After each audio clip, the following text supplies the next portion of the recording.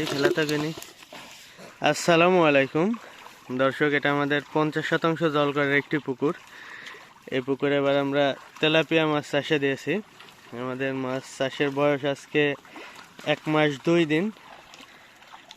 আমরা আজকে তেলাপিয়া মাছ আসলে ওজন দিয়ে দেখবো যে কয়টাই কেজি হয়েছে। আর 1 মাস 2 দিন আগে যখন আমরা এখানে ছাড়ি তখন 100 পিসে কেজি ছিল। আর এই 50% জল করে 12,000 পিস তেলাপিয়া রয়েছে। তো তেলাপিয়া মাছের গ্রোথটা কেমন হয়েছে এটা দেখার জন্য আমি আজকে খেয়া জাল ফেলাবো। খেয়া জাল ফেলায় মাছ ওজন দিয়ে দেখবো যে আসলে কত পিসে কেজি হলো। দর্শক, এখানে 1 কেজি 100 গ্রাম মাছ আছে। 1 কেজি 150 গ্রাম মাছ হচ্ছে, 50 গ্রাম বাদ 1 কেজি 100 গ্রাম। দেখি এখন এই 1 কেজি 100 গ্রামে কয় পিস মাছ হয় আর কি।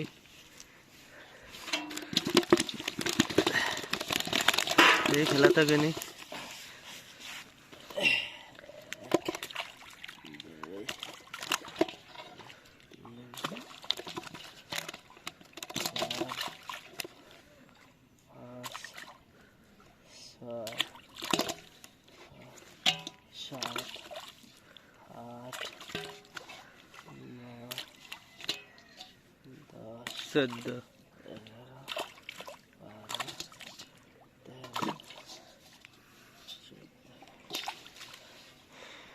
দর্শক, 14 পিসে 1 কেজি 100 গ্রাম মাছ হয়েছে। 14 পিসেই কেজি।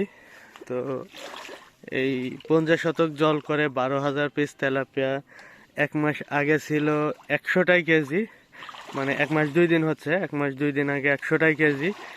আর এখন 1 মাস 2 দিন পরে মাছের ওজন হচ্ছে ধরুন 14টাই কেজি, মানে 14 পিসে 1 কেজি 150 গ্রাম হয়েছে। আমরা 50 গ্রাম বাদ দিছি, 1 কেজি 100 গ্রাম মাছের মানে 14 পিস মাছ হয়েছে। তো মাছের গ্রোথ কেমন যারা তেলাপিয়া চাষ করেন তারা অবশ্যই জানাবেন।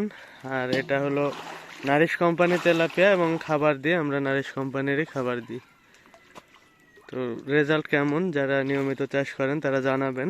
কারণ আমি ধরুন এই সেক্টরে একেবারেই নতুনই ধরা চলে, নতুন চাষে মানে চাষ করতেছি। তো রেজাল্টটা জানাবেন।